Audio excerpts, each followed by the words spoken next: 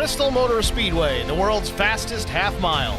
And despite straightaways barely 200 yards long, it's a very fast racetrack. The secret is in the variable banking in the 300-yard corners. You may not have much room to accelerate off one corner before shutting down to the next. But with steep banking up to 30 degrees, there's not much loss of speed when you get there. And the all-concrete racing surface provides great traction. With 153,000 seats arrayed in grandstands all the way around the racing surface, Bristol looks more like a football stadium on steroids than a typical racetrack. Veteran drivers have described racing in this East Tennessee emporium as the equivalent of flying a fighter plane in a gymnasium. So it's not surprising that every NASCAR Cup Series race draws a massive crowd. Still, the best seat in the house is the one behind the wheel. For sure not a relaxing one, with laps ticking by in less than 15 seconds, and the compact nature of the track means that the infield pits on both the front and back straightaways, so drivers have that added complication to deal with. Open for competition in 1961, Bristol Motor Speedway has had a number of remodels over the years, and several owners as well. It has been under its current ownership, Speedway Motorsports, that Bristol Motor Speedway has enjoyed its greatest period of growth. The track hosts events for all three NASCAR National Series, and once again, goes through a dirt makeover to welcome the World of Outlaw events as well as the Cup Series only dirt race. And tonight, it's the NTRL 125 dirt race presented by Beatles Custom Car Carriers, and it's next on HBR TV.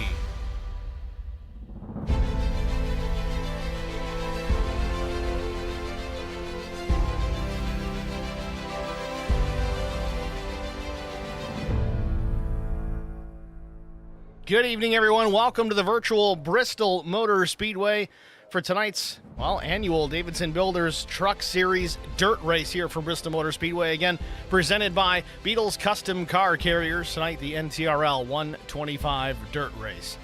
Practice is in the books, qualifying just about a couple of minutes in, so let's go down trackside and cover the action before we set the field for tonight's race. Eric Beadle on the track. Top time right now is the 21 of Jesse Redding at 18:17. Actually, very impressive lap times considering that they're running 15-second laps on the concrete surface and just over 18 seconds here on the dirt. Redding still top time over the 5 of Hunter Parsons. Caleb Sisk with a new paint scheme this week. Good-looking paint scheme on that number 6 machine. Sisk goes P2, 18:23.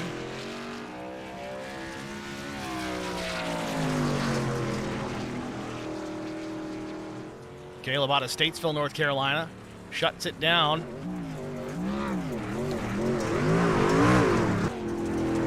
Paul Durkee in the 13, he is on the track. 20:26 his first lap, 16th quick. See if he can pick up the pace here. It doesn't look like dirt is his forte, unless he's just kind of playing around to start towards the back. That could be an option.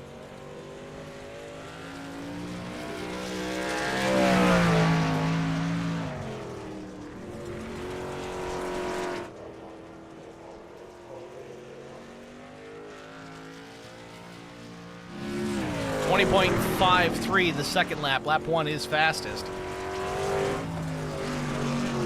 3:15 of Zach Millett out of the track. Not terrible in practice, but this is just not his cup of tea.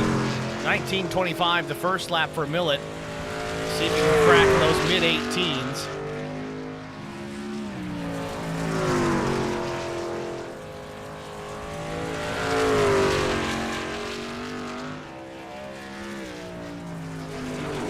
Six quick for Zach, 18.394 the time. A one of Derek Welch in 18.94 his first lap.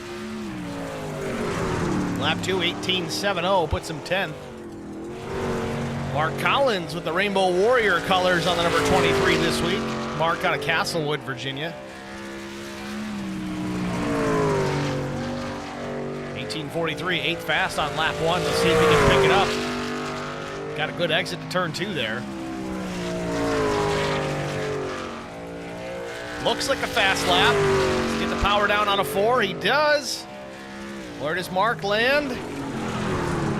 Still 8th quick. Look faster than it was, 1865. Not a good year and not a great lap. Lawson just finishing up his run, 19.38 for the number 18. Little connection issue for Lawson for a moment. Good majority of drivers have completed their lap times thus far. Right now, Jesse Redding sits on the provisional pole. There's a handful of drivers that haven't come out at all. Jarrett Woodard, Brandon Coleman, Tom Barish, Justin Morrow, PJ Cox. PJ pulls to the end of pit lane here. Still plenty of time in the session. It's a 10-minute qualifying session to set the field tonight.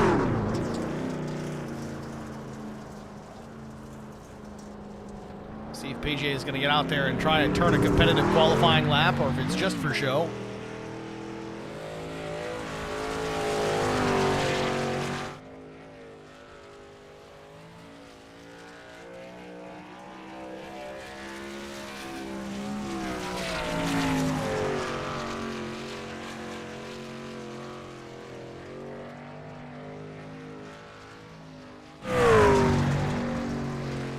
Cox out of turn number 4. A little over rotation there. That's going to cost him some time.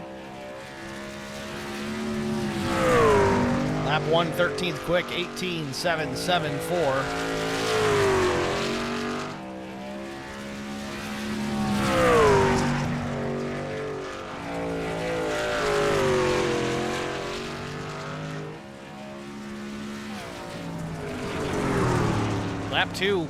Picks it up, 18.670 for the 05. Currently sits in the 11th position. Brandon Coleman's going to make an effort here, too, again, with just about 3+ minutes remaining. Alfie Sharon and Chris Goins both in the chat. Let's go, 21. Chris Goins has Redding for treasurer, because, you know, Goins is the president and all. Can I be the secretary of blowing stuff up? I always wanted to be that guy.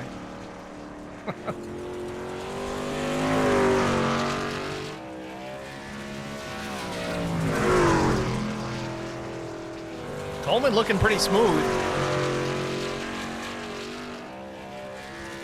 First lap of the 19 in the books, 19.052. Not a great first lap. We'll see if he can pick it up here on his second time by.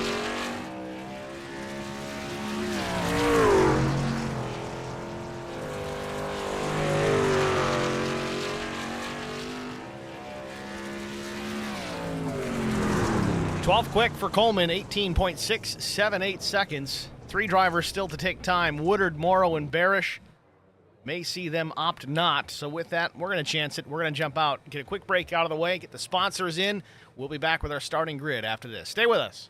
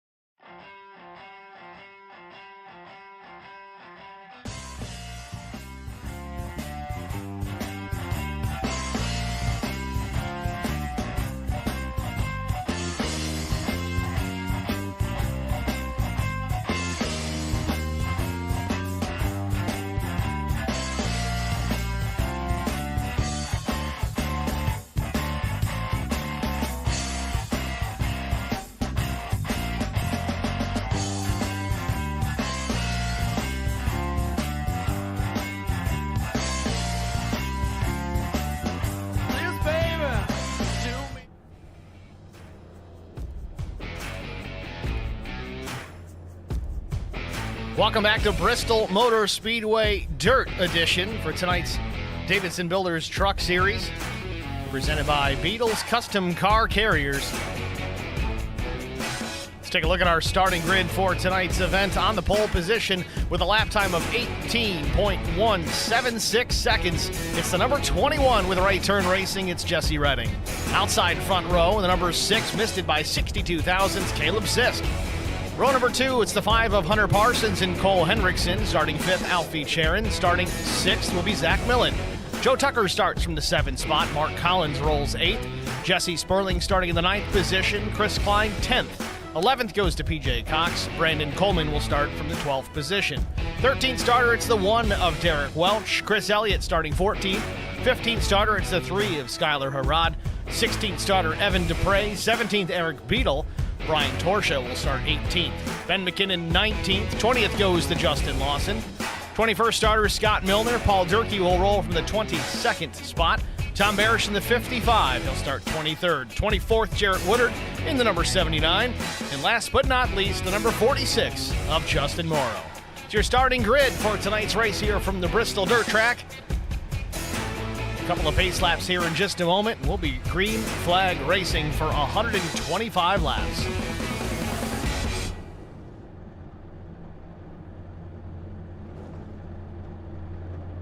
Some further details for tonight: a 65% fuel load and 2 sets of tires are available over the wall. The 65% fuel load, I'm almost certain, will indicate pit stops will happen for sure. I don't think they can go the full race distance on 65%. However, if they run all 125 laps under caution, well, that's possible. Fingers crossed that's not the case, but it's dirt, and these guys, there's probably a handful of them that can get it done here on dirt, but the majority of them are just here because, well, track's on the schedule. You got to show up and run it. It's just like when you throw a road course in. There's usually a handful of guys that are fast and about 20 to 25 others that aren't.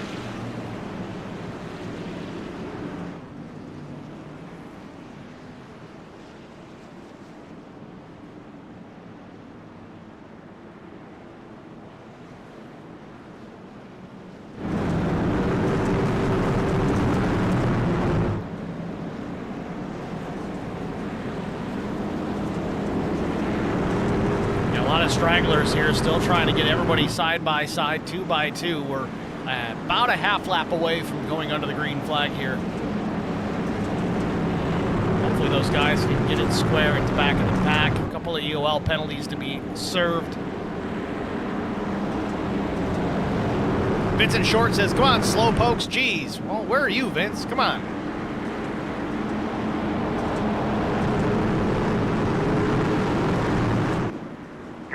Green flag is in the air. We're racing from Bristol Motor Speedway on the dirt.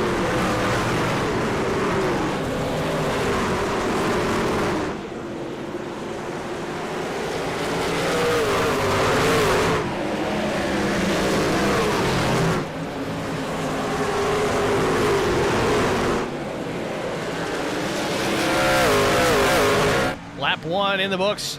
Henriksen takes over the top spot very quickly. That 101 machine. Jesse Redding slips back to the 2nd spot. Hunter Parsons, Zach Millen, Mark Collins, the top 5.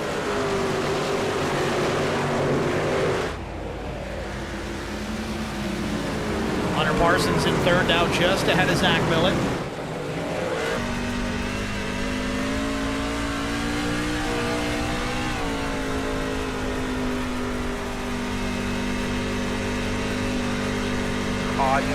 And caution on the speedway. Not sure what we got here. Jarrett Woodard, possibly. He's down pit lane. Paul Durkee, Justin Lawson possibly coming together. These two teammates. The GOATs, as it were. Let's see what happens here.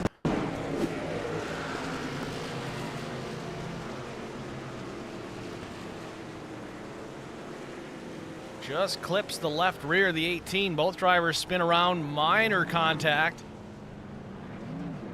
Woodard just jumps down pit lane here. I don't know if he's just trying to stay out of the way.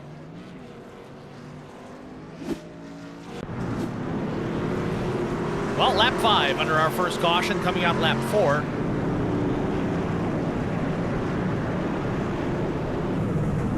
It's going to give Redding another opportunity here to see if he can do something with Cole Henriksen.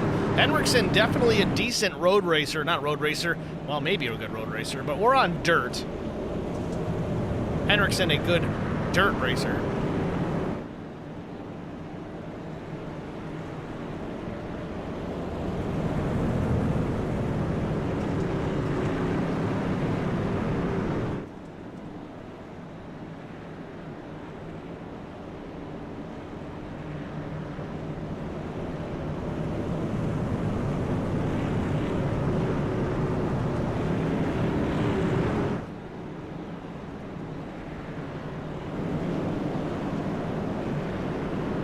Field slow poking around here under caution. Quick lap is about 18 seconds. Under yellow, it's 45.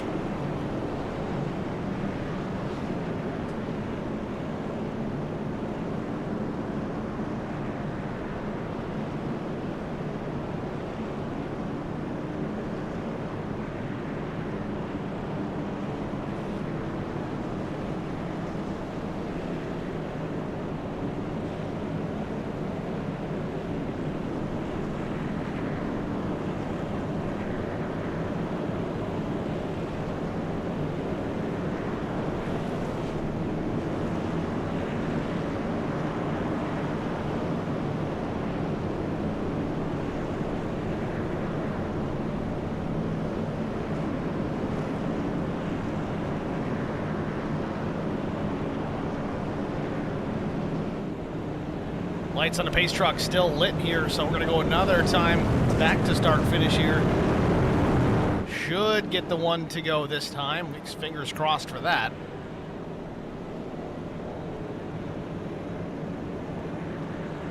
There it is. Amber lights on the iRacing pace truck are extinguished. Next time by, be lap 9. Back under the green flag.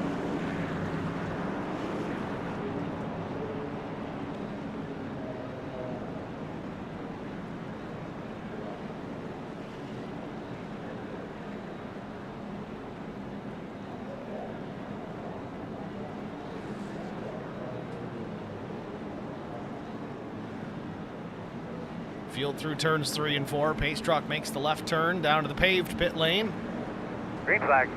Green back in the air. We're racing once again. Hunter Parsons gets a much better jump than the 101. Gives him a bit of a push down into turn number 1.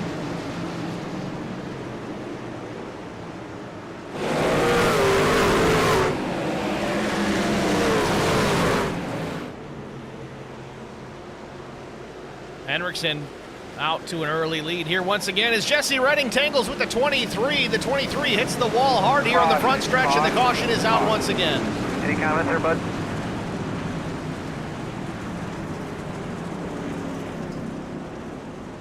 Mark Collins in trouble here. I don't know if he got in the back of Jesse Redding or what happened there. Let's try and get a look at it. A little late to catch up here. Let's rewind this one. Bit of a stack up, it looks like. So Jesse Redding in the 21. He's got that thing in yaw already. Back it up a little bit further. I want to try it again here to see exactly how this went down. So Redding in the black and green number 21. Looks like Mark's coming up just a tiny bit. Minor contact here, but it's enough to upset the balance of both of these trucks as we are on dirt here. Not a whole lot of grip to begin with. Jesse trying to save it, gets turned across the nose of the 23, and then Derek comes in. Derek Welch in the 1 sends the 23 after the fact, puts him in the inside wall, puts us under our second caution of the night.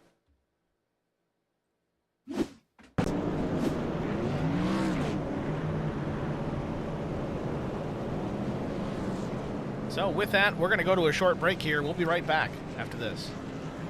I met Marco Scarza when we were doing radiothons for St. Jude Children's Research Hospital. We needed sponsors to help us raise money, and he's always the first one to jump in. I would describe Marcos and his team as upstanding, someone you can trust, and he is just a genuine guy. Marcos has been very generous He has a genuine concern for people. You need somebody that cares about you. And that's what Marcos is, and that's pretty much what this firm is. The Garza Law Firm. Let us help.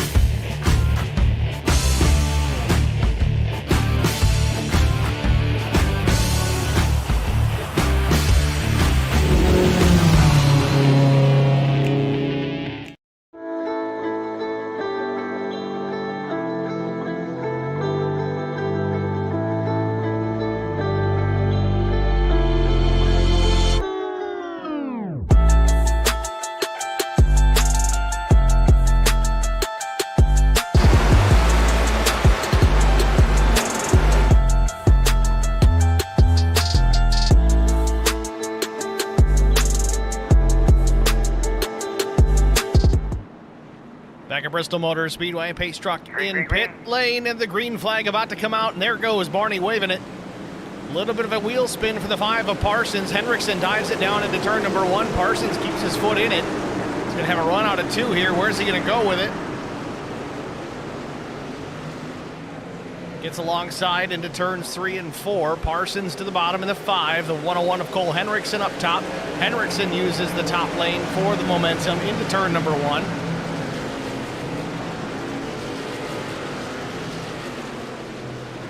Oh, some beating and banging here. The 51 and the 35 making contact. Chris Klein up into the fence. 35 of Joe Tucker trucks on.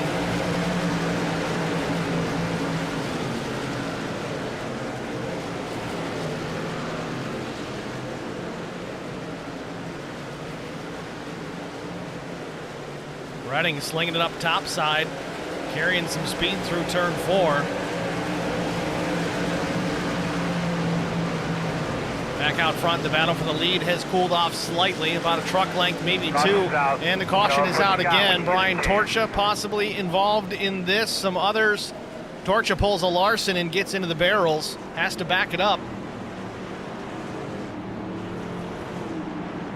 Not the kind of Larson you want to pull when you're on the dirt track.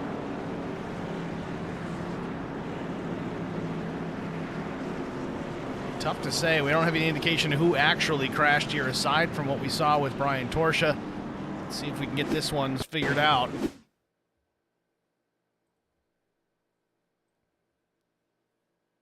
Real wide here from the blimp.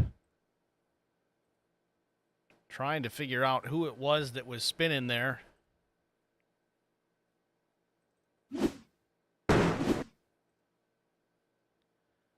Looks like Alfie Charon gets into the back of Eric Beadle. You see just to the left of the frame. Multiple drivers getting caught in this. Beadle, Caleb Sisk, Chris Elliott, Brian Torcha was going to go down pit lane. Maybe he was going to consider it and then opted to say, yeah, maybe not. I'll just crash into the barrels.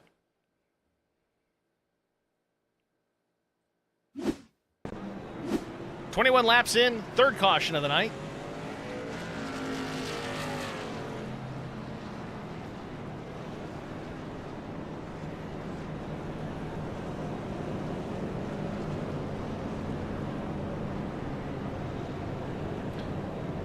The part that concerns me is at this rate, we could have a lot more.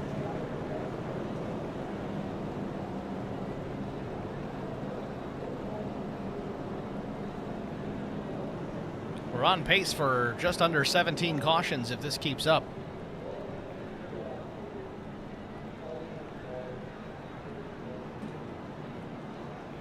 I'm not great with numbers, but I guess you could say I'm a numbers guy. Just not a good numbers guy.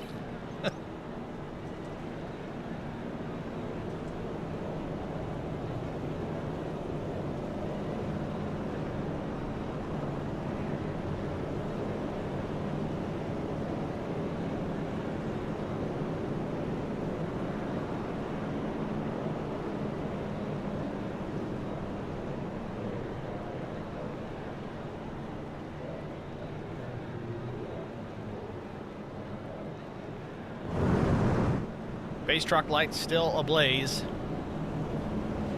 Definitely too many caution laps when we get a yellow, especially here at Bristol. Very short half-mile speedway. And there's really nothing to clean up.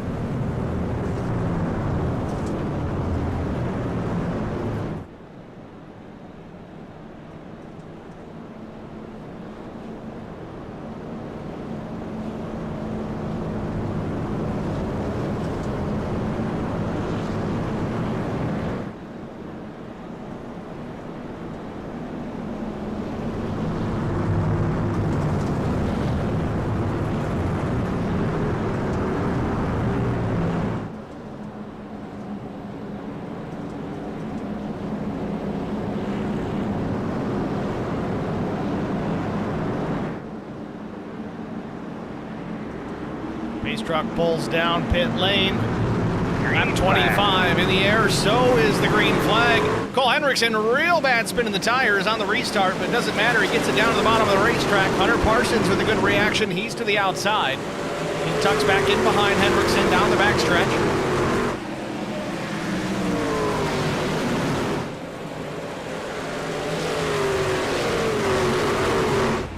PJ Cox, a little slide out of the corner.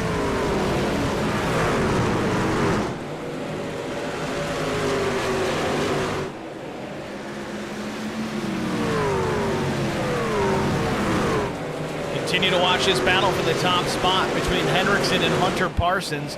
Probably some of the two fastest dirt racers we have in the series.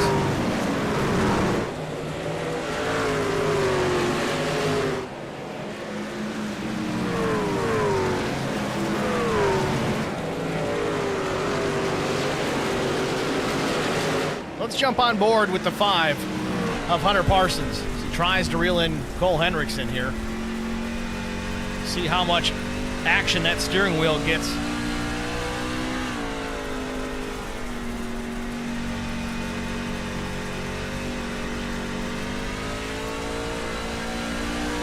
Remember old Doc Hudson? Got to turn right to go left. There it is.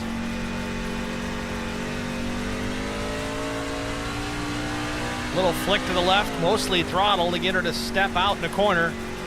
And then just drift her on through as there's a car backwards there at the entrance to pit lane. Didn't see who that was.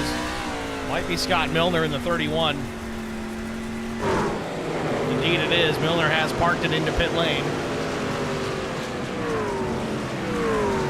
Hendrickson just starting to run away now that we've got a stretch of green flag.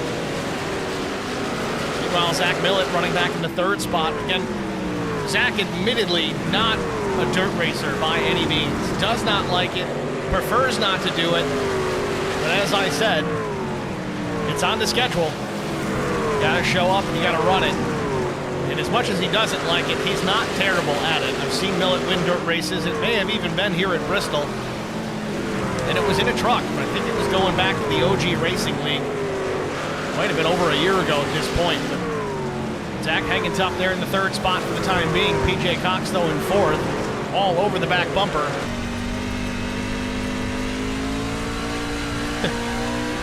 Millett with a special Bristol paint scheme, at least for the spoiler.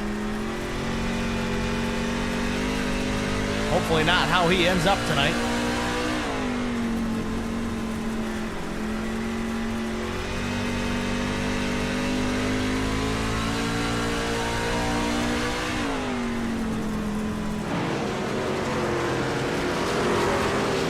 Continue to watch this battle now for the third position. Zach Millett has it. PJ Cox closing.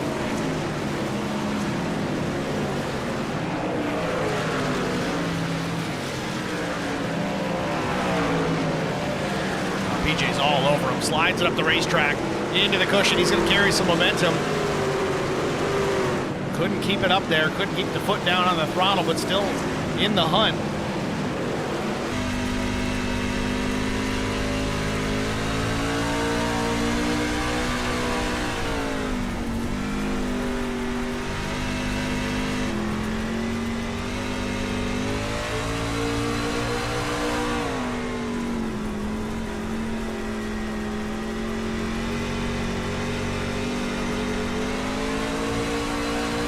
Millett still trying to fight and keep PJ Cox in behind, but it looks like PJ may have taken that third spot away.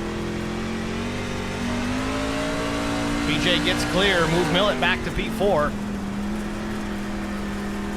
Some lap traffic coming into the mix, the 18, then the 79 just up ahead, about a straightaway away.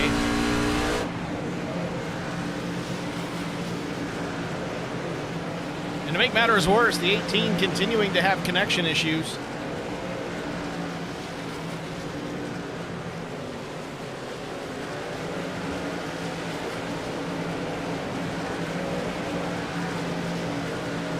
Skylar Harrod now closing in on the fourth position. Skylar in that black and red number 3 machine.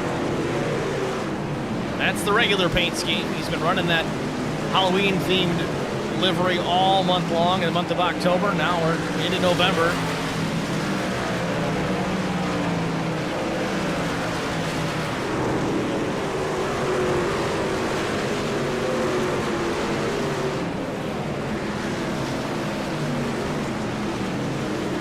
Laps just starting to click off here. Finally, everyone getting into a rhythm.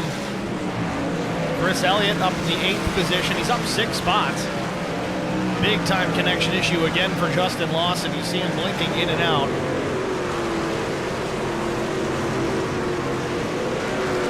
Jesse Sperling in the number 29 Black Rifle Coffee Silverado.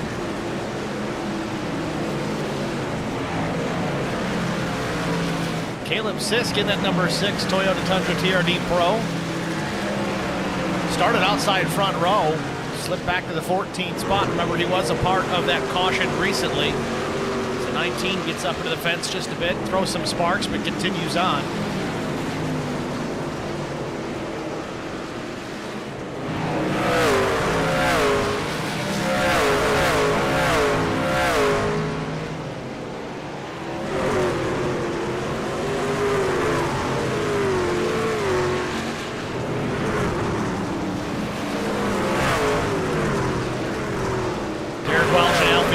Battling it out for position. Sharon in the 11th spot.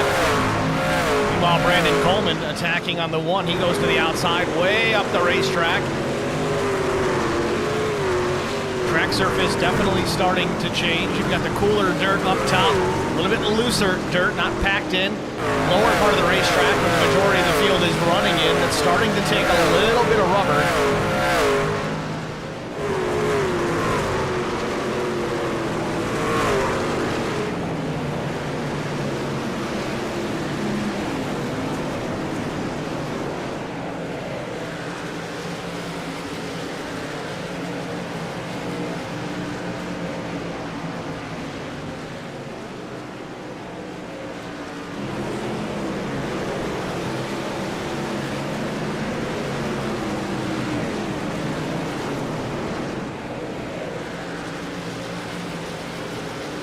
Still watching this battle here, Alfie Charon and Derek Welch. Welch finally gets clear of the 9, move Welch into the 12th spot. It was a battle for 11th, but Coleman powered through both of these drivers and continues to march towards the front of the field. Out front, Cole Hendrickson, still your race leader with a 1.7 second advantage over the 5 of Hunter Parsons. Deficit has stabilized. It's not getting worse, not getting better.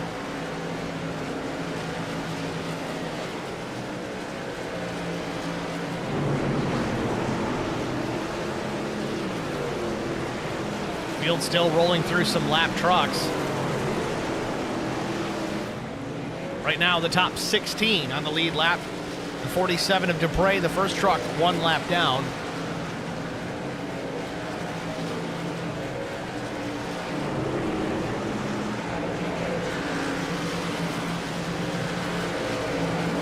Skylar Harrod chipping away that 315.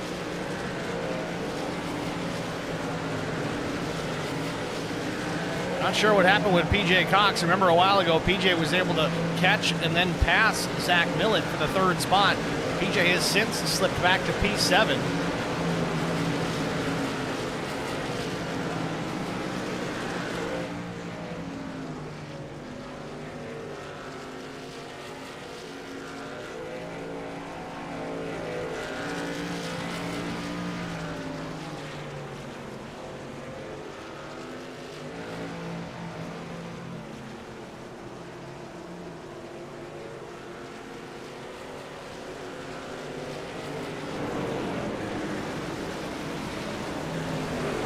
Three wide, Zach Millett going to the inside of Brian Torsha, gets him sideways and straightens him up.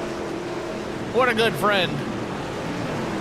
Torch running 18th. Millett just had to go, but unfortunately that bit of contact with the 315 and the 81, it cost Millett as Harrod gets on by. I think Skyler was going to catch him anyway, but didn't want to make it any easier for him.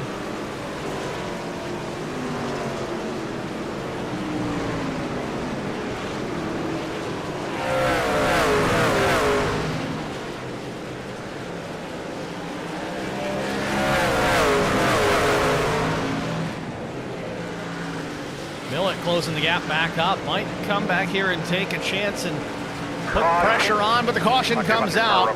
47 of Dupre, I think, is in trouble. So is the 21 of Jesse Redding, our pole sitter for tonight. A little bit of left front damage on that 47 machine. So 4th caution of the night. That was a good stretch of green flag racing here at Bristol Motor Speedway on the dirt. Let's get a look and see what happened here with the 47 to put us under that 4th caution of the night. This was down into turn 1. Interesting. 4 trucks really involved in this one. We'll back that one up here and unpack it.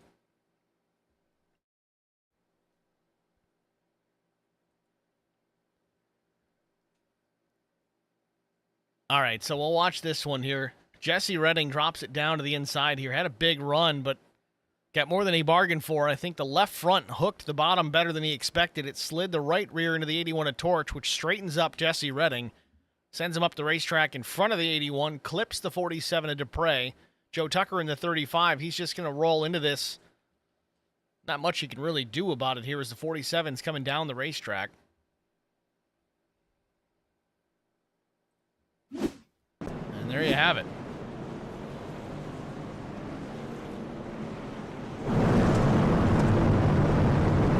Interestingly, Cole Henriksen and Hunter Parsons stay on the racetrack. Everybody else just about coming down.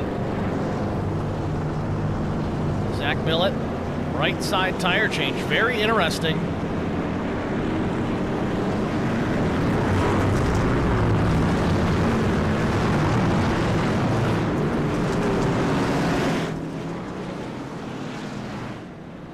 Jake Sperling in the stream chat says, hate that I missed the race tonight, but good luck to my brother Jesse Sperling. Jesse currently shown as the 10th place machine, the number 29.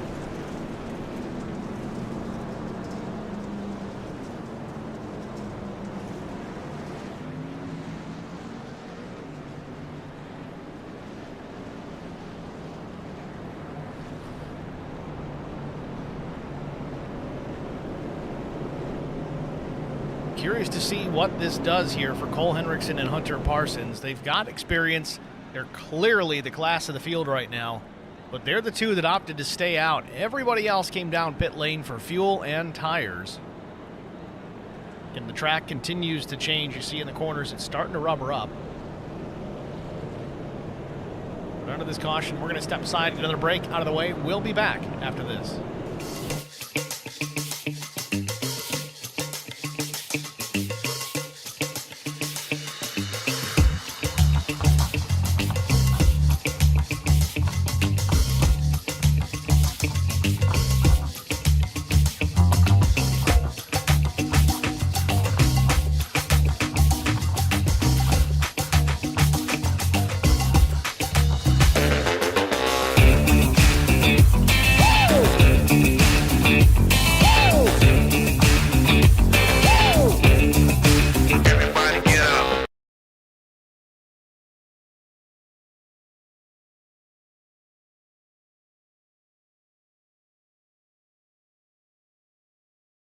Green flag.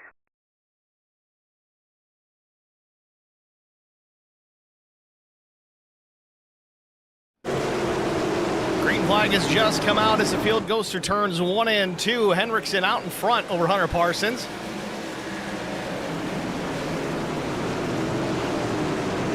Caleb Sisk up into this third position here in front of Alfie Charon and Mark Collins. Remember, Collins was involved in that early incident. Derek Welch getting into the inside wall.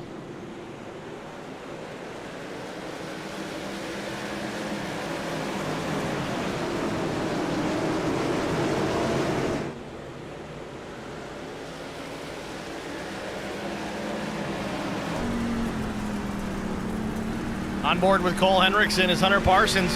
Very aggressive here on the restart, trying to take that lead back. Say what you will about Hunter Parsons. Some guys like him, some guys don't. But he's certainly not scared to throw it in there. What's the line we've always heard? I think it was an Ayrton Senna line. If you see a gap and you don't go for it, you're no longer a racing driver. It's a paraphrase. I won't quote him, but it sounds about right.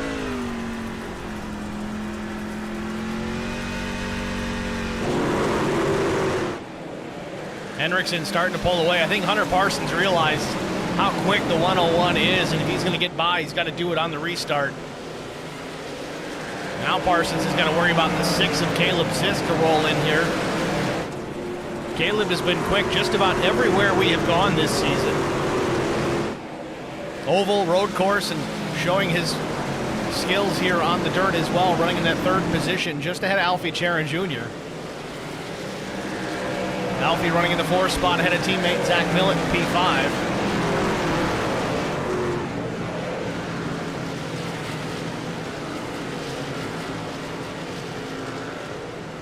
Millett now to the inside of the 9 as Alfie goes up the racetrack. Millett finding some grip on the bottom, dipping the left front tire just out of that rubbered up part of the racetrack, and the caution comes out once again. Brian Torsha involved in this one again.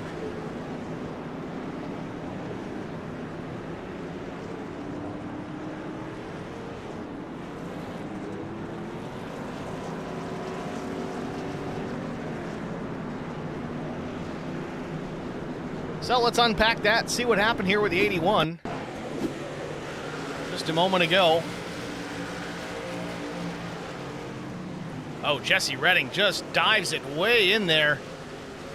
Had a big time run. They likely would have made contact regardless. There was a bit of net code there, but yes, they certainly would have hit. After the fact, though, let's see what happens here with the 47. I think Jarrett Woodard got a piece of it as well. This might have been just evasive action for the 47, and he was smart there. He saw the 79 coming and tried to turn it back up the racetrack so that Woodard didn't get into him. Just wasn't quite enough. But now look who's in pit lane. And Henriksen's going to win the battle out. It looks like that's going to be a tough call.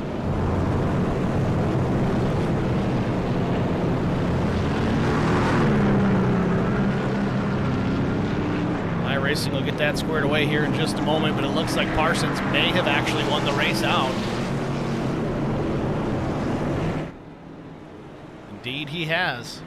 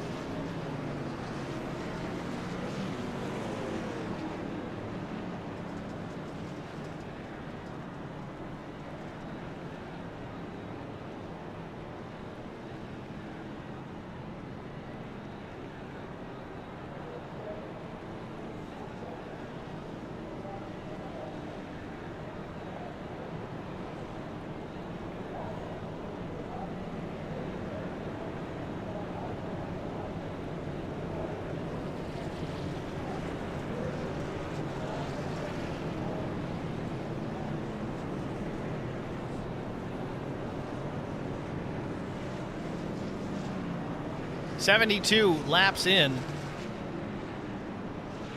Well past halfway point here tonight. 5th caution of the race. I'd say so far, so good. We expected this one to be pretty chaotic. But I got to hand it to them. They had that nice long green flag run there for a bit. We'll see if they can repeat that here as we get ready to go back green flag racing in just a moment or two. Cross start finish, pace truck lights go out, so lap 74 will be getting the green flag once again.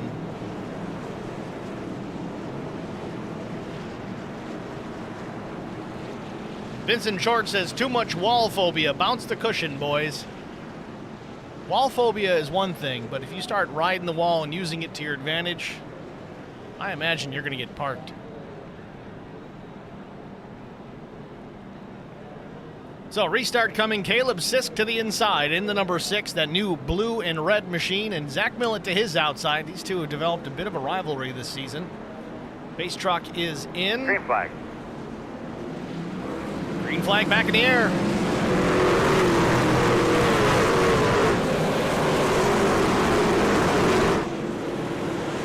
Millett gets the jump on the 6.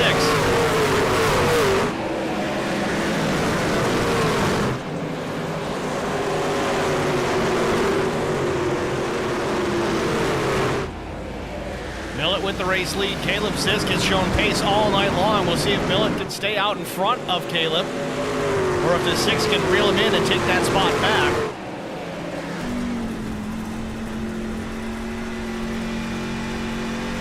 Caution. And the yellow comes back out. Guys, just quickly, just remember, nice and smooth, taking fluid. Eric By those Beadle fans, possibly, good, yes keep cool. indeed, and PJ Cox both involved in this one. 6th caution of the night.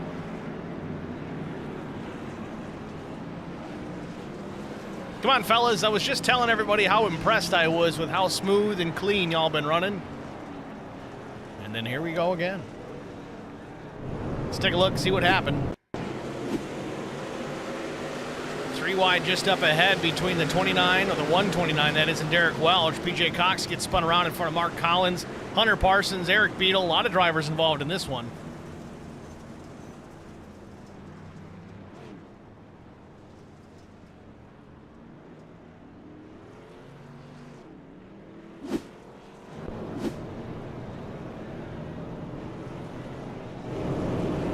Beadle's going to park the 119 into pit lane.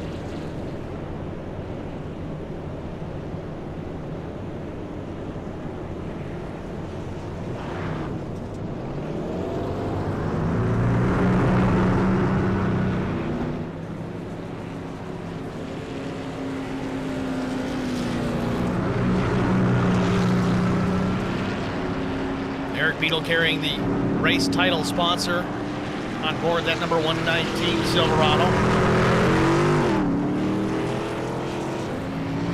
Beadle's custom car carriers.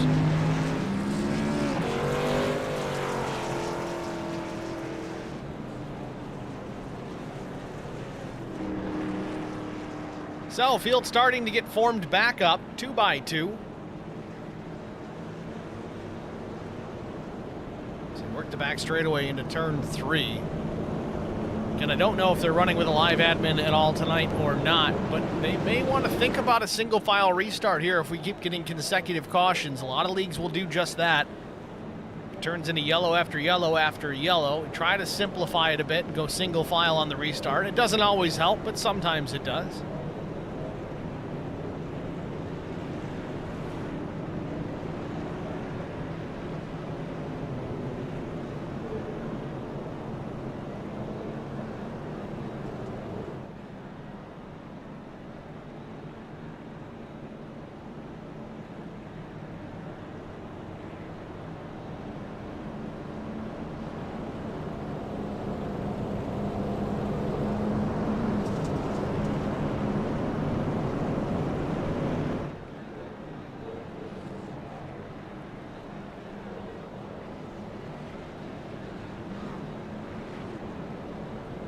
Back to start finish. We should get the one to go. And there it is. Lights are off on the pace truck. just kind of coming to the realization that I've said that a lot. The lights are off on the pace vehicle.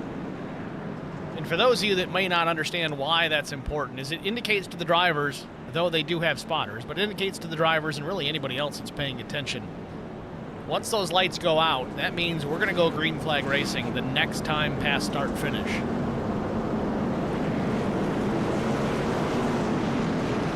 So there's your tidbit of information on NASCAR racing here tonight. Pace truck is in. Green flag. Green flag back in the air.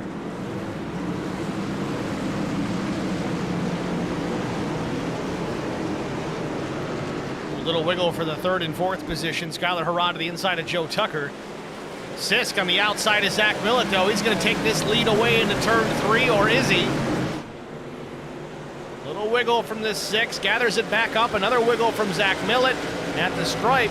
Caleb Sisk, and we got another caution. Start finish line, we got all kinds of chaos going on. Guys need to get slowed up. They're still coming by here at speed. Well, we got a parked car in the front stretch.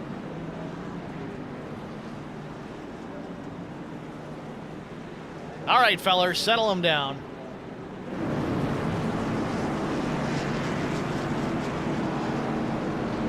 You're playing too much Red Dead Redemption, calling everybody feller. Never mind that. Let's take a look at the replay. Oh, you got the big giant Jumbotron in the middle. Let's try it from here. Ooh. All right, let's back this one up. This one's going a little too fast for me to figure it out, just because that's how I am. All right, so the 51 up top, the black and silver, black and gray, number 51 of Chris Klein. He's alongside the 29 of Sperling. A little too much rotation, turns it back to the right to try to avoid contact, but he gets into him, which sends him up in the path of the other 29 truck with the wrong number on his truck. Actually, it looks like there's an itty-bitty little one there, so it's the 129. It gets everybody all jacked up here in the front straightaway. Mark Collins in it, Jesse Redding, PJ Cox. Jarrett Woodard might get through here. But you see guys coming through, and we're watching this here at quarter speed. Some of them are coming by at full song.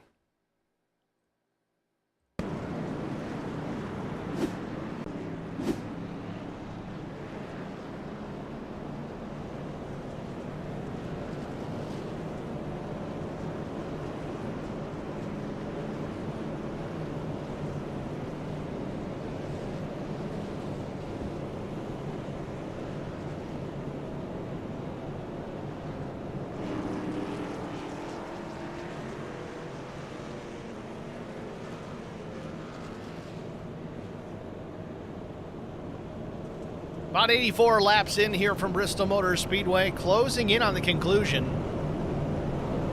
Caleb Sisk out in front, started outside front row. Zach Millett runs in the second position. He started 6th. Big mover so far today is the 3 of Skylar Harrod, started 15th. Running in that third spot in that black and red number 3 truck.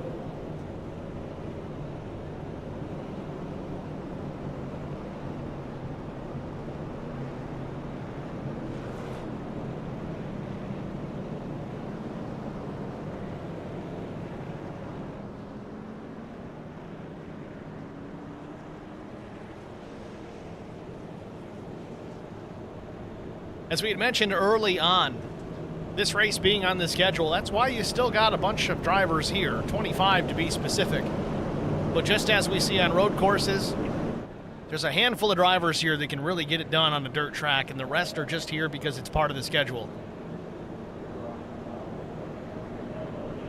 They're all doing their best out there for sure, but it's not an easy task. I really, truly do not like racing on dirt. It's not my cup of tea. There's a lot of guys out here, but even guys like Zach Millett, we've talked about it, that 315 machine, absolutely, he's in the same boat as I am when it comes to dirt racing, but he's doing okay, clearly. Running out front here in the top 5.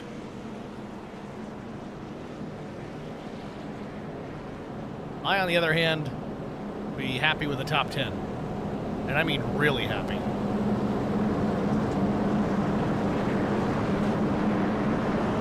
Race truck getting ready to pull off the racetrack here as the green flag about to go back in the air. Green flag.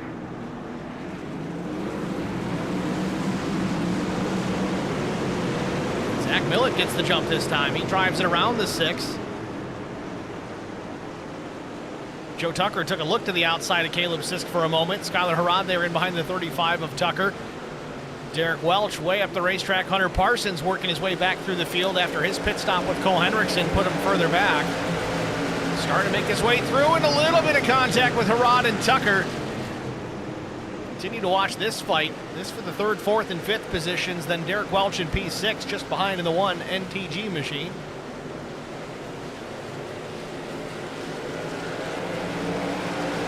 Jake Sperling in the stream chat says a lot of guys running out of talent. Oh, and some contact. Hunter Parsons and Joe Tucker. Speaking of running out of talent, I was just going to say there's some guys out there that didn't show up with any. And again, that's not throwing anybody under the bus. There's plenty here that would agree, and they're in this race that would agree. If I was running this race, I'd be one of those guys. I have no talent, especially on dirt. But some of them do, and they're fun to watch.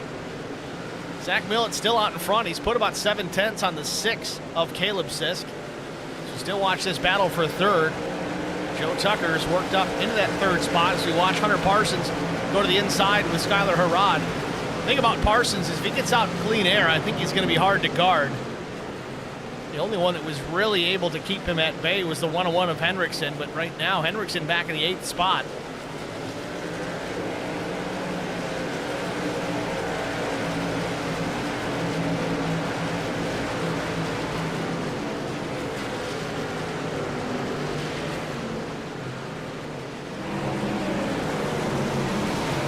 Nose of these trucks starting to fill up with dirt.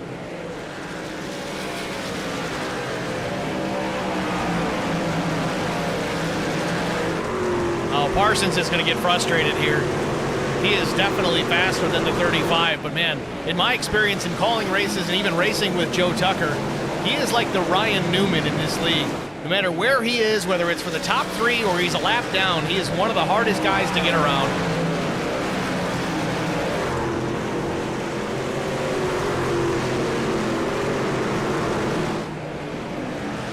Tucker having a pretty successful evening to this point. Parsons gets alongside. Tucker tries to pinch him down to the bottom. Still alongside is the 5.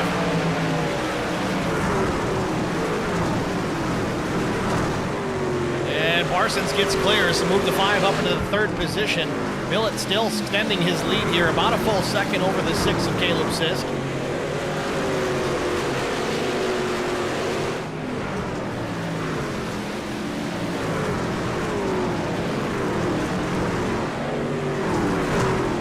Cole Henriksen up a couple of spots since we last mentioned him, up into the P6. He's got some work to do.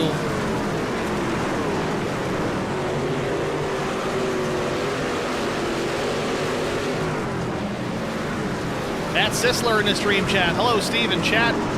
Joe Tucker being hard to pass in this league. I think that's every league. Yeah, it really is. I think I was kind of trying to say that. He's the Ryan Newman. And again, it's not a detriment. I know a lot of guys can't stand that about him, but I think it's a good thing. If you're faster than me, show it. Find a way around.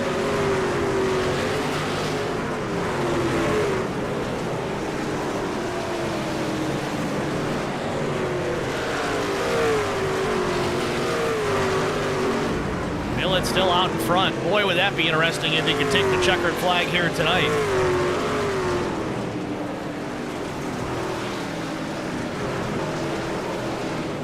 Caleb now 1.6 seconds in the rears from Zach Millett with 25 laps remaining. You gotta wonder here with these pit stops coming last for Zach Millett, at least at lap 56.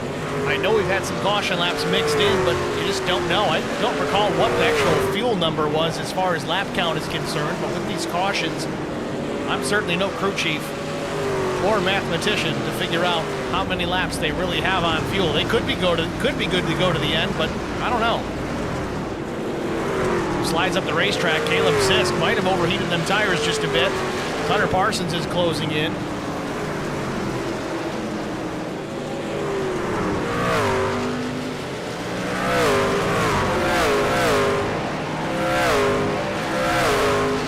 Leaders getting into some lap traffic. Dupre in the bottom, Jared Woodard up top. Woodard trying to stay up out of the way. We got Lori Vickers in the chat. Let's go, Jesse Sperling, number 29. I love watching these races. Or Lori, I love that you're here. I appreciate the viewership whenever you're able. While you're here, though, go click that like button. That goes for all of you. And if you already did, click it twice.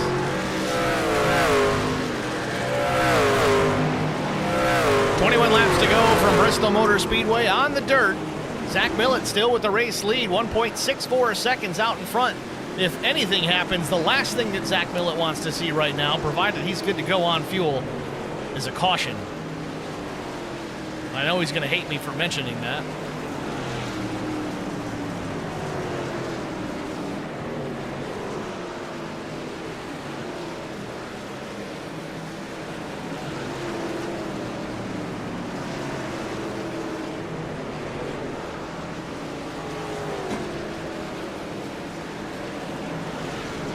Laps to go. That S4 guy continues to lead this field. We used to make picks here at HBR TV as to who we thought was going to win the race, but typically I was only doing that when I had a booth partner. But if I had to make a pick tonight, even though Millett's got my colors and that logo on the side of his truck, I wouldn't have picked him.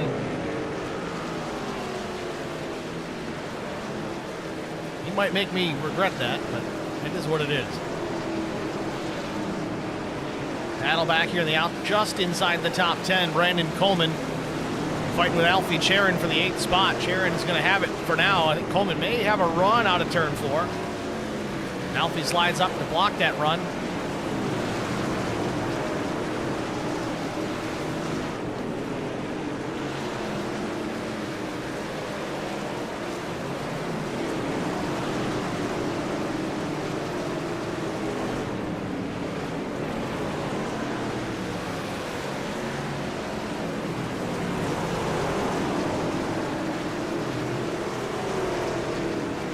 We're going to get a yellow. It's going to be with this group right here in the next lap or two. If they're not careful.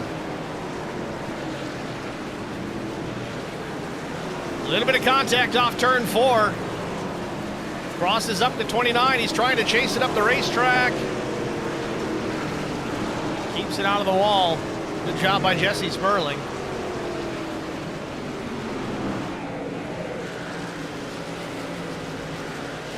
Meanwhile, Zach Millett, I don't know if he had problems getting around the 13, trying to put him a lap down, but he's lost some of that lead that he's had over the 5 of Parsons. It was 1.7 seconds just a lap or two ago. It's down to just over a full second. Granted, we do only have 13 laps to go, but there's time. There's time for Parsons to reel him in. We could also get another caution. That could throw a big-time wrench into the mix.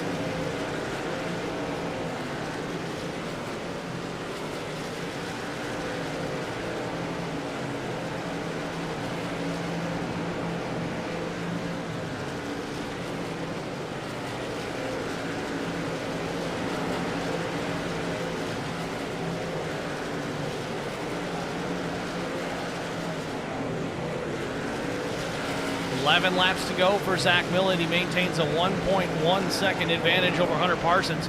Parsons really gaining ground through turns 1 and 2. Millett had to change his lineup a bit to get around Brian Torsha in the 81. Again, another lap truck, but Parsons, I don't know if he's saving his stuff for right now. At this very moment, he has closed the gap, cut it in half in just the last lap alone. Parsons on a tear, closing in quickly.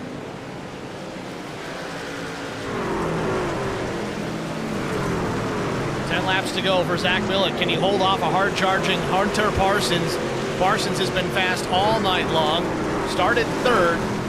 Was really one of the few drivers that could really hang with Cole Henriksen early on. Henriksen still mired back in the 5th position. Parsons is there. He's cut it from 1.15 to less than 3/10. A quarter second of advantage for Zach Millett as he's reeling in here with Jarrett Woodard. Woodard's been good about letting the leaders by. He goes way up the racetrack.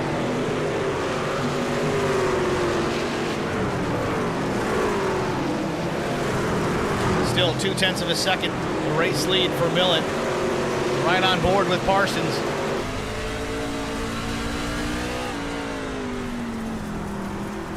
Nice tailgate for Zach Millett. Letting Derek Welch beat him in Charlotte. It's very nice of him.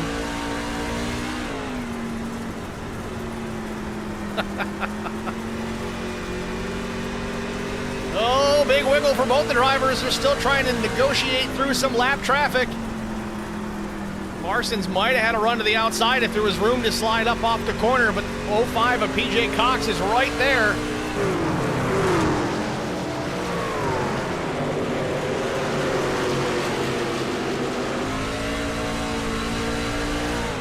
Oh, some contact.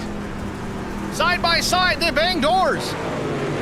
Parsons slides Millett up the racetrack, takes the race lead here at Bristol with less than 5 laps to go, and it's coming back to him. Millett drove it in there deep, trying to pay back the favor. Parsons is going to run away now, I think. And the yellow comes out. We're going to have another chance at this. Jesse Sperling in trouble here late, I think. Eric Beadle involved as well. Caution number 8 coming with about 4 laps to go. Millett parked it in the middle of the corner and Parsons just tried to drive through him. Millett tried to pay it back.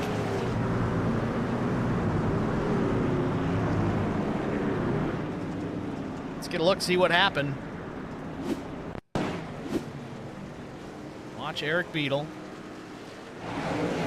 19 got real loose up the track and comes down and clips the right rear. Beadle makes hard impact with the outside wall, collects the 29 of Sperling. Then somebody just stays right in the throttle and drives right through him.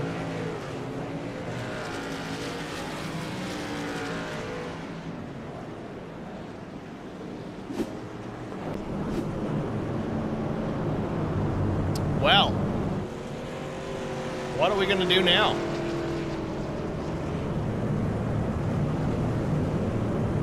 Let's see if we can get a word with Zach Millett. Before we go back, Green Flag Racing. Zach, it's Steve in the broadcast booth. You with us? Hey, Steve, what's up, buddy? We're watching one whale of a race between you and Hunter Parsons. Some contact getting into the back of you on corner entry, and you tried to pay it back. How do you feel about that move? Was that clean enough, considering we're on the dirt track? He got on the radio and said he got down on the apron. I don't really know if it looked like that or not, but it's Bristol racing, you know. It's all part of it. We're gonna give it hell, and if we have to do the same thing to win, we're gonna do it, man. I know this isn't your forte, racing here on dirt, but with Hunter Parsons out there, he's shown he's very, very fast. Do you have anything for him? I don't know, man. I think he's got the pace. We're gonna give it hell, man. We're gonna just pin it to win it. All right, Millett. Well, thanks for talking to us, man. Good luck the rest of the way. Thanks, buddy. Zach Millett, second place machine currently. Nice to get a word with some of these drivers once in a while when they're on the racetrack. He sounds like he's having a good time out there, as much as he says he hates dirt. It's been fun to watch. And even though we've had 8 cautions, I mean, at this point of the race, we've had a couple of really good green flag runs. It's fun to watch Parsons work his way back through the field and reel in Zach Millett from about a 1.7 second deficit. Now you just have to wonder if Parsons was just kind of playing possum there for a little while, taking care of the tires, keeping the heat out of the tires, and just making that late run. But now Millett and Parsons both going to have cool tires as we get ready to go back green flag racing in just a moment.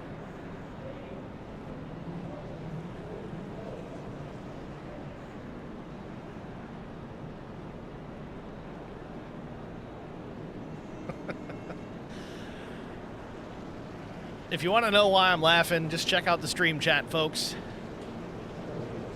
Matt Sisler and Jake Sperling, both with their sides of opinions. I'll leave it at that. I'll give you my opinion. I've got no problem with it. And again, like I said, Millett's sporting my colors, my logos, my paint scheme. But Parsons getting into him the way that he didn't wreck him. Ushered him up the racetrack, took the spot. Millett got back into him.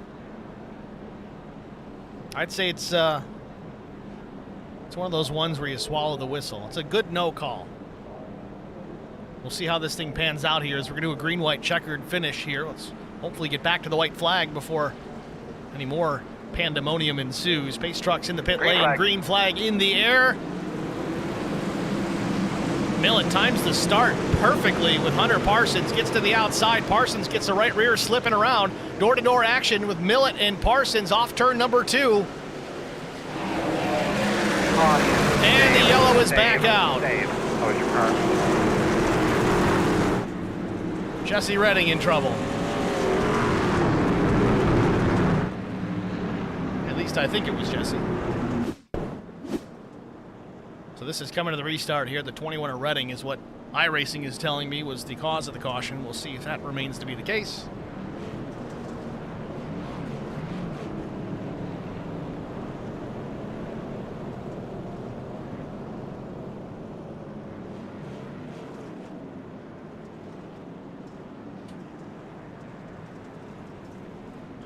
All right, so the field out of turn 4 here. This was on the restart. You had some drivers out of sorts. I don't even think that was the issue, to be honest.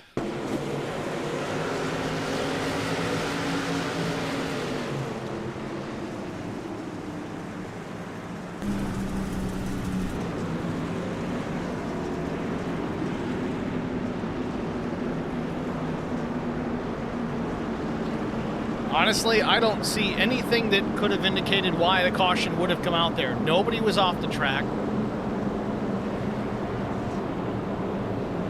Let's check it again from the sky. Slow it down here to watch. This is, again, coming to the green flag. The front two, of course, are Millet and Parsons. Oh, there we go. At the back of the pack. PJ Cox, maybe, and I can't see the other driver.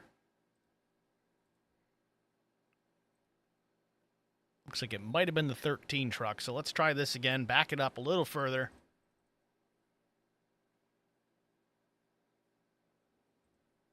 So the 15, the 05, and the 13. Ben McKinnon, PJ Cox, and then Paul Durkee up top. McKinnon gets into PJ Cox, which thus sends him into the 13 of Durkee. And there you have it. Our caution coming to green.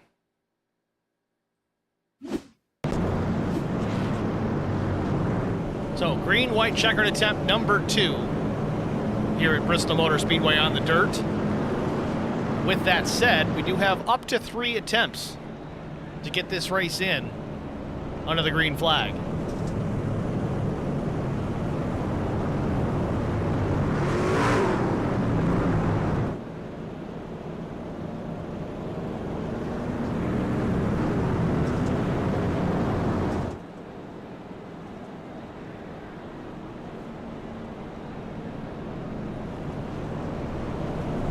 Well, while we have this slow moment here at the racetrack, I want to remind you guys, once again, if you're watching the stream, jump in there, click that like button. It's free, it's easy, and it helps. All good things. Give us a hand if you're out here watching, and if you're enjoying this broadcast, click that like button. Helps push the video out to a wider audience, which is good not just for the channel, but also for the league. Help us out.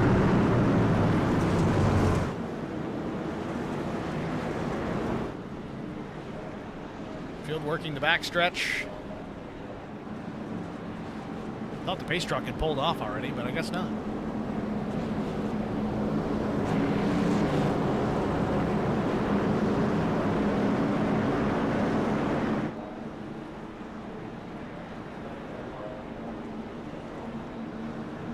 Green flag.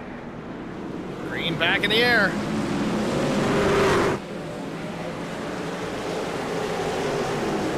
Side by side through turns 1 and 2. It's a replay of the last restart. Millet to the outside. Down the backstretch. It's a drag race into turn number 3. It's a drag race back to the white flag. Out of turn number 4. It's Millet by an inch, but not for long. Parsons closes in, and look who's here. The 101 of Cole Henriksen into the mix. White flag in the air. It's a battle between these 3 drivers. Parsons, Millet, and Henriksen out of turn number 2. Who is going to win it? Parsons not quite clear. Yes, he is. Finally clear is Zach Millet. Through 3 and 4, and he gets turned. They're both wrecking out of turn 4, and Henriksen's going to take the lead and possibly the win here at Bristol, and he does it. Cole Henriksen, from the 4th position, takes the race win. Wow. Joe Tucker 2nd. Zach Millet credited with P3. I don't know if that'll stand or not. Cole Henriksen with the race win, picking up the scraps out of turn 4 on the final lap on the second green-white checkered attempt.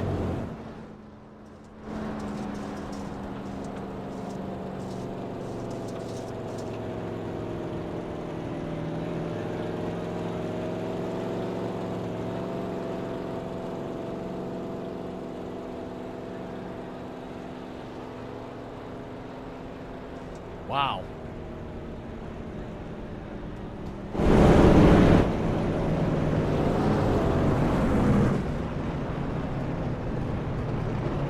Cole Henriksen back around to start finish.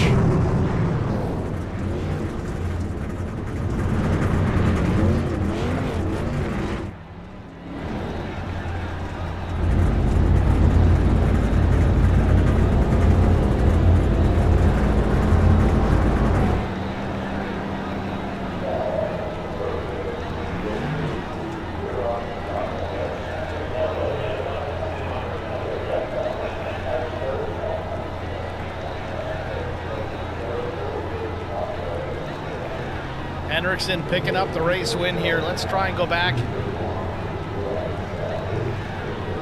Watch the white flag lap here another time.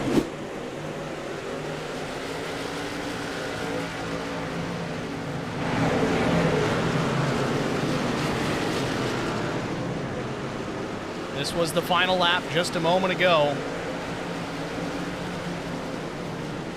Millett just bumps the 5 as he's in yaw already. Sisk drives into Parsons. And at the stripe, it was Henriksen. So with that, we're going to jump out, get our final break out of the way, and have our top 3 finishers in the broadcast booth after this. Stay with us. We'll be right back. I met Marco Scarza when we were doing radiothons for St. Jude Children's Research Hospital. We needed sponsors to help us raise money, and he's always the first one to jump in. I would describe Marcos and his team as upstanding, someone you can trust, and he is just a genuine guy. Marcos has been very generous. He has a genuine concern for people. You need somebody that cares about you. And that's what Marcos is, and that's pretty much what this firm is. The Garza Law Firm. Let us help.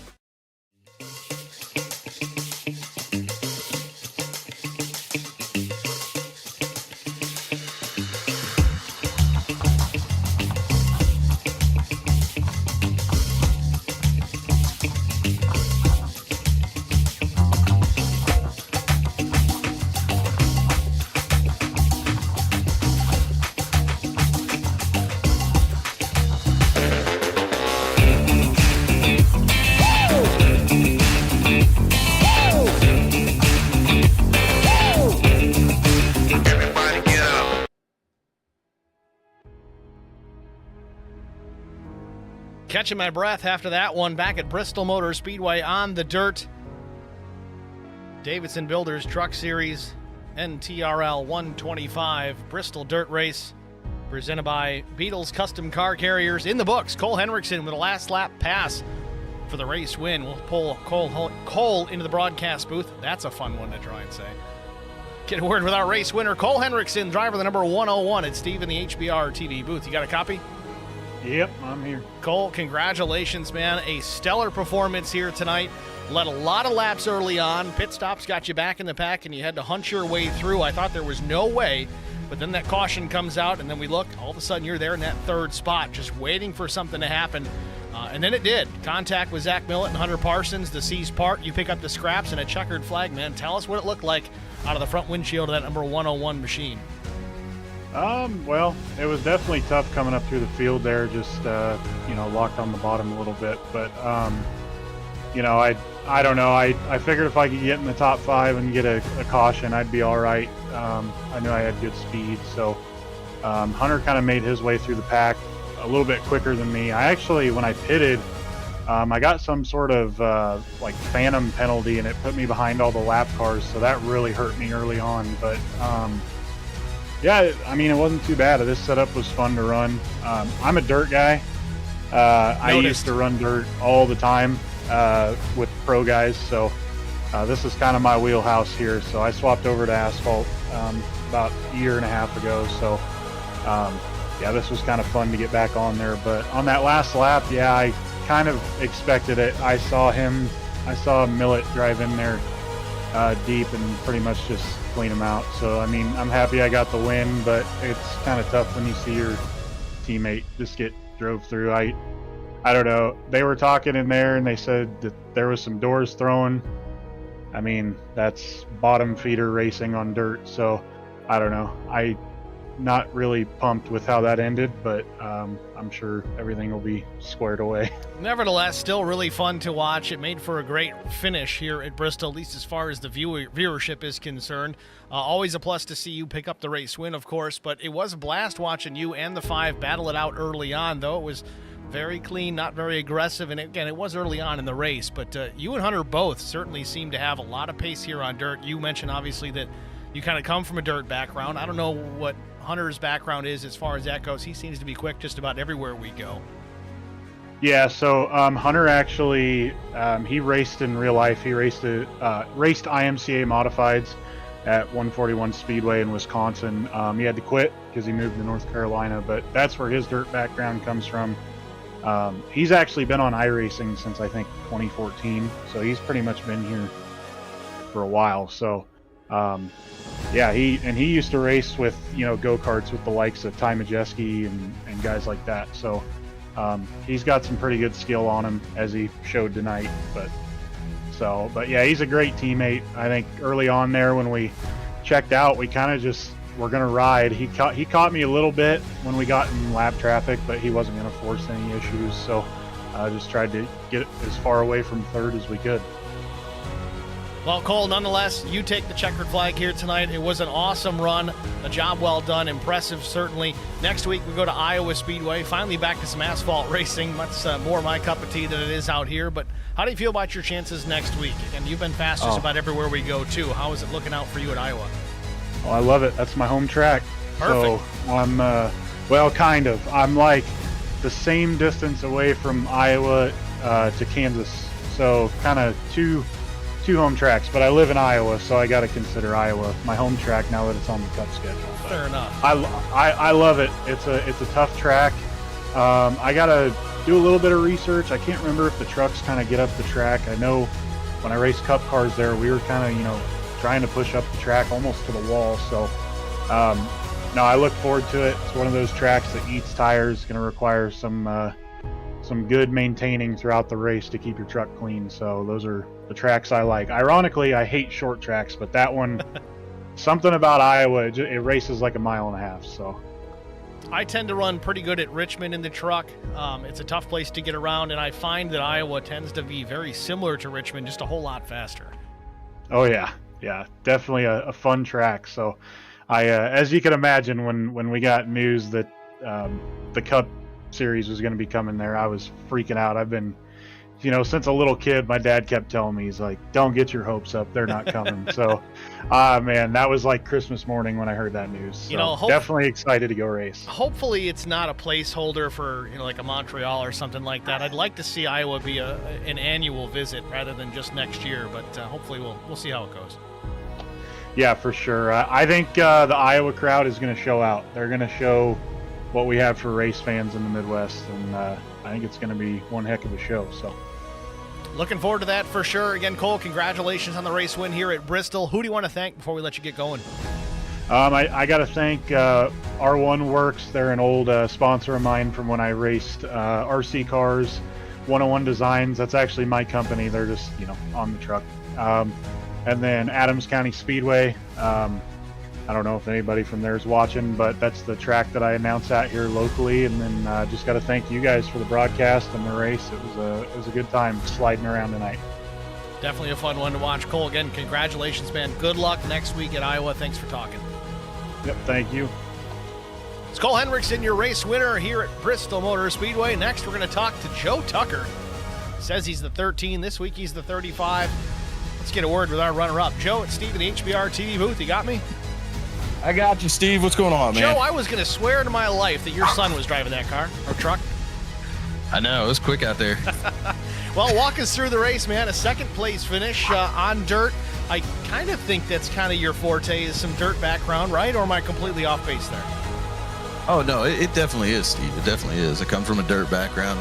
Mostly was for... Oh, I lost you. My dogs decided to start barking like right as I get into an interview. Yeah, I come from a dirt background, man. I really love dirt. I struggle a little bit on exit in these bigger vehicles. I'm always worried about tail slapping somebody, but I love running dirt in them. Well, it was a great race to watch. I mean, we saw a little bit of you throughout the race, but coming to the checkered flag, of course, things kind of went to hell in a handbasket for the race leaders, and you're there just to stay out of that mess. What did it look like from your point of view? Man, we were kind of talking about it, like coming up to that caution, it was, this is going to be rough. We knew that the restart was going to be rough. We knew those final 3 laps were going to be a push-shove match all the way to the end. And as soon as I saw Zach's truck sideways, I was like, oh, I got it. This is my spot. And I put everything into the truck that it would take and hold grip. Zach came down and touched me there at the end, and it got super squirrely. And I was just telling him, I was like, man, I didn't let out.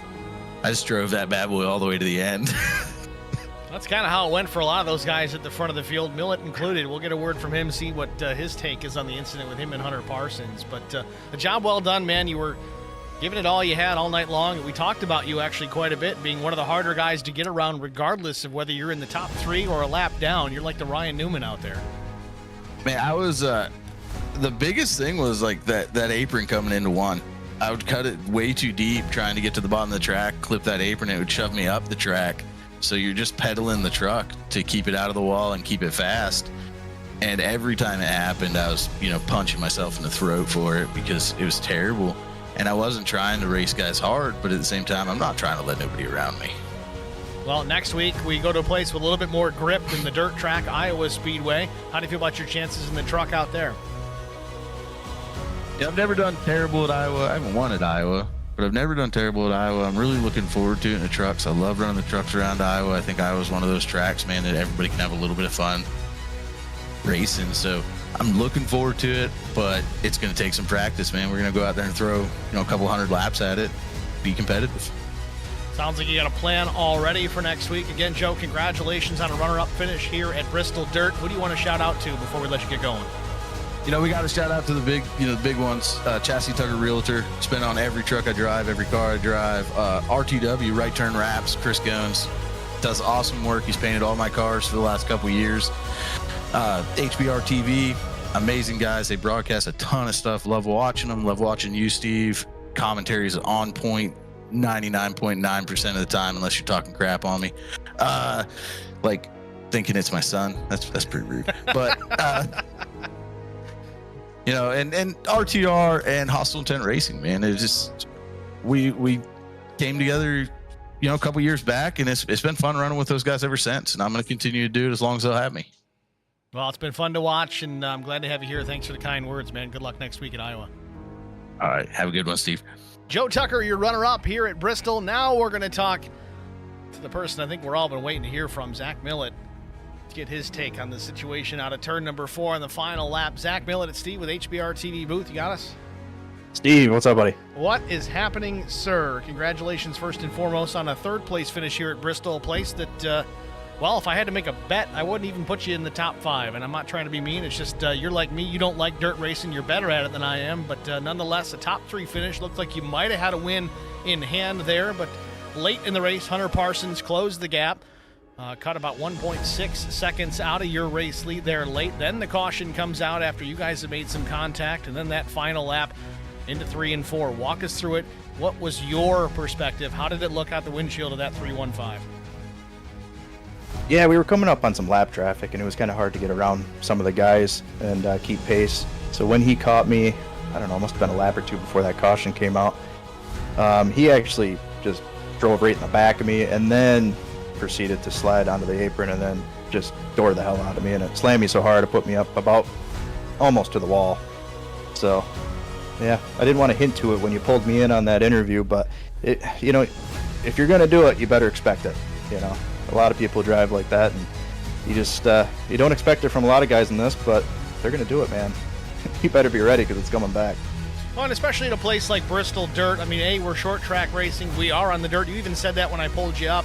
If you like it or not, whether it's Parsons getting into you or you getting into Parsons, it's kind of the name of the game, unfortunately. I hate to say this, but it's kind of the way that racing is going. Even in real life, we're seeing a lot of that. Aggression is getting the better part of, just trying to pass them the old-fashioned way, and it is what it is. But a place like this, it's hard enough to control the vehicle, pin it down to a spot where you can make that pass. Sometimes you got to try and move a guy, but I guess the argument that you're probably going to get there at the end is Parsons moved you, doored you, but you kept it straight. Now some will say, that's just because he's good and he can keep it straight, or maybe he didn't hit you harder. Nevertheless, last corner, last lap, you're going for the race win. Parsons goes around, you finish third. Henriksen takes the race win. It is what it is, but I don't know. I don't really know how to take on it, and it's tough. It puts me in a bad spot, really, because I can't defend you because you're my guy. I'm not allowed to defend you. Yeah, no worries, man. Yeah, I look at it like he hit me twice. I kept it straight. I hit him once. He couldn't. And the difference is, after it happened, when he got into me, I didn't get on the radio. I didn't cry like a baby. After the turn 4, he hopped on and he tried to be a tough guy. But I don't know. He sounds like he's 10, so I hate to look into it too much. So just let him be a kid. Let him learn from this. And now he knows, right? Well, Zach Millett not holding back in his post-race interview. Zach, we'll move on to the next question. How do you feel about your chances next week at Iowa Speedway? Oh, I like Iowa. Iowa's awesome. We've had a lot of good luck at Iowa. I think we ran twice there last year. So, yeah, I'm looking forward to that place, man. It's almost like it feels like a home track. Not quite like Watkins Glen, but it's it's going to be a good spot for us, I think. As long as we can keep the truck clean, I think we can get maybe a top 5, hopefully. Fair enough. Well, Zach, congratulations again on the third place finish. Who do you want to thank before we let you go? I got to thank you, Steve, and HBR TV for the broadcast, hbrshops.com, hbrtv1.com, Numb Thumbs Gaming, NTRL, all the admins, DW, everything they do. Sure, it's going to be entertaining tonight. I can't wait to hop up in there. Martin Sports, Track Bar Media, Eric Dodson State Farm, Castle Pax Powers, Davidson Builders. I got to thank Joe Tucker, Eric Beadle, Jesse Redding, all these dirt guys, man. We did a little practice race before this, and a lot of their tips, and it really, really helped out. I get in here and I just pin it wide open and hope for the best, and it just doesn't work. So big thanks to those guys, and big thanks to all the HBR guys. Vince hopping in the stream. And shoot me a follow over on the Twitch world at that S4 guy. Fair enough. Zach Millett, congratulations on a P3 finish, man. Good luck next week. Thanks, buddy. Zach Millett not pulling any punches in his post-race interview. However you want to look at it, both drivers made contact with each other, yeah. One got spun, one didn't. It is what it is. I'm sure these guys are going to work it out post-race. Maybe they'll talk between now and Iowa Speedway. Maybe they won't. There's a protest available for them if they decide to go down that route, but we'll just have to wait and see. I'm sure the admins will look at that after the fact as well. But enough said about that. Let's take a look at our race results. Cole Henriksen, Joe Tucker, Zach Millett, of course, your race top 3. Caleb Sisk comes home in the 4th position after a strong run. Skylar Harrod was 5th.